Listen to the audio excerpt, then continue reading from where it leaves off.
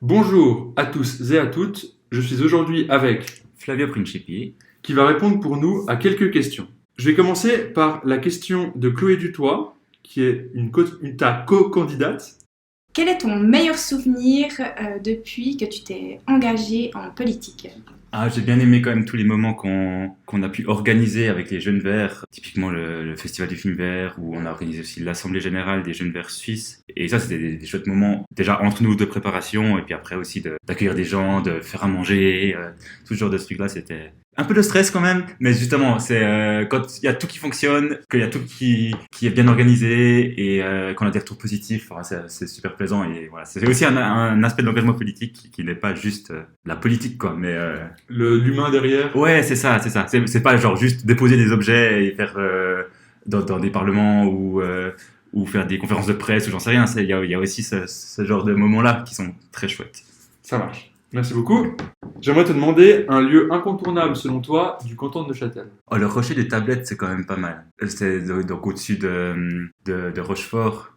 Toute une montée un peu dans la forêt à faire qui monte assez bien. Et puis après, on arrive avec une vue sur le Creux du Vent et dans un autre angle après sur tout le littoral, les lacs et c'est vraiment beau.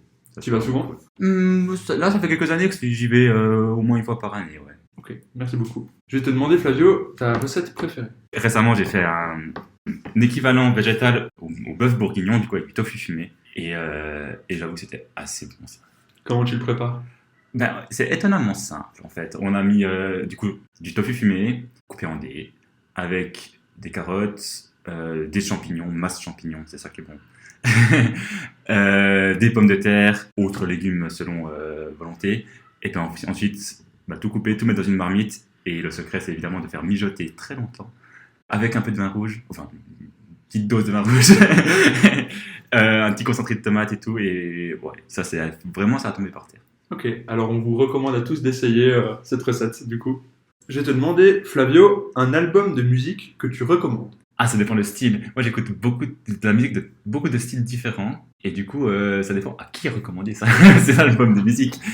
Récemment, j'ai découvert un groupe qui s'appelle Les Fils du Facteur. Et c'est vraiment cool. Je sais plus le nom de leur dernier album, par contre. C'est quoi comme style de musique?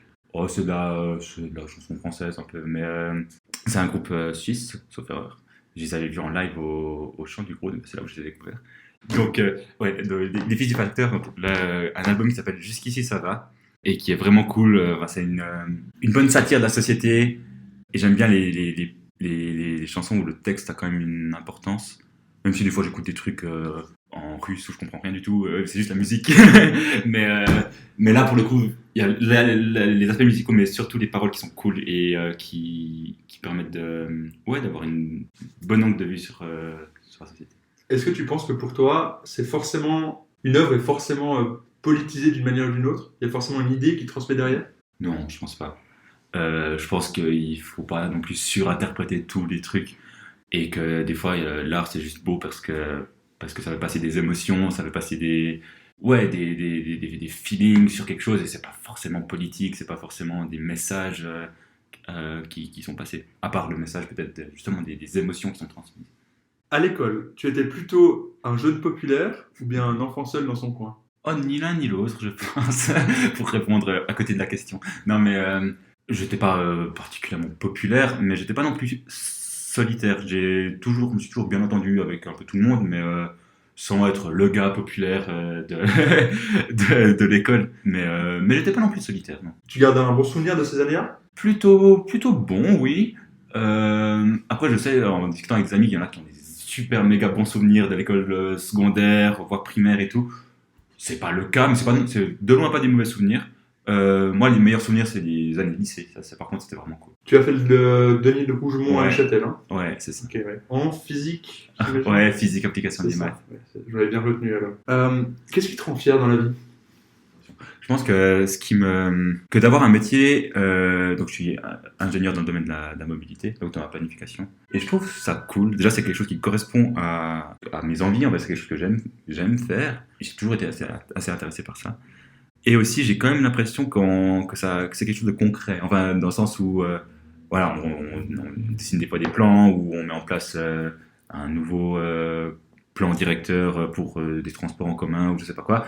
Et après, a priori, c'est appliqué.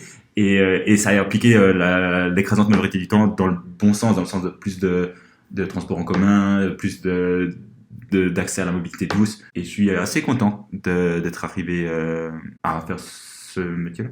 Je vais te demander maintenant, Flavio, de poser une question à Valérie Dubosson, qui est la prochaine candidate qu'on interviewera ici. Alors Valérie, tu es conseillère communale maintenant. Ça a dû faire un immense bouleversement dans ta vie. Comment est-ce que tu as pu gérer ça? Très bien, on lui demandera alors lors de la prochaine émission. On va passer maintenant sur des dilemmes. Plutôt un tour en vélo du Val de Rue, ou bien une montée au creux du vent. Oh, plutôt une montée au creux du vent. Mais tu me fais hésiter parce que je fais pas énormément de vélo. Enfin, je fais beaucoup de vélo utilitaire, disons, pour aller genre faire des courses ou ce genre de choses, mais pas trop sportif ou de loisirs. C'est vrai, j'en ai jamais trop fait. C'est pour ça que en première intuition, j'ai dit le creux du vent, mais en fait, le creux du vent, moi, j'ai déjà fait plusieurs fois, quoi. Parce qu'un tour à vélo au Val de Rue, j'ai jamais fait. Ça peut être aussi intéressant. Dilemme suivant, tu préfères acheter bio mais qui vient de loin, ou bien issu de l'agriculture conventionnelle mais locale? Alors là, bio et local. Mais ça, c'est vrai que c'est le cas. Bon, pour le coup, c'est vrai que j'ai, dans le cadre de mes études, j'avais travaillé pas mal sur des analyses de cycle de vie, donc environnemental, l'impact environnemental de produits alimentaires. Et il y avait notamment cette question-là, est-ce qu'il vaut mieux acheter des trucs qui viennent de loin mais qui sont pas bio, ou des trucs qui sont bio mais qui viennent d'ici? Et l'important, si je me rappelle bien, c'était surtout que ce soit de saison. Genre, que ce soit pas, par exemple, si c'est bio d'ici, que ce soit pas dans une serre chauffée, parce que c'est hors saison. Le transport, mine de rien, c'est pas tant que ça dans l'impact. C'est un peu une fausse idée. Et donc, avec tout ça, je réponds pas à ta question. mais j'ai peut-être apporté des points scientifiques. Ok, dernier dilemme, le NIF ou la fête des vendanges? Ah, la fête des vendanges, quand même. Ouais, oui, quand même, la fête des vendanges. Mais le NIF, j'ai beaucoup aimé l'année dernière, comme ils ont fait aussi leur sorte de village du NIF, qui est chaque année plus étoffé avec plein de food trucks. C'était vraiment une super saison. Mais c'était pas pour les films en soi que j'avais aimé ça. Donc on va dire quand même la fête des vendanges. Le côté effervescence? Ah, je sais pas c'est si plutôt le vraiment côté, ça. C'est le côté c'est un peu, vu que j'ai toujours grandi en Bidonchâtel, bah, c'est un peu la tradition avec des amis. Enfin, typiquement l'année passée, j'ai retrouvé quasi toute ma classe de lycée. Ça faisait plusieurs années qu'on s'était pas vu pour aller à la fête des vendanges. Enfin, et parce que c'est un peu l'occasion de faire quelque chose. Merci beaucoup. C'est la fin de cette interview. On vous souhaite une bonne journée. Est-ce que tu as un mot de la fin à proposer à nos auditeurs et auditrices? Faut voter vert. Et voilà, on finit.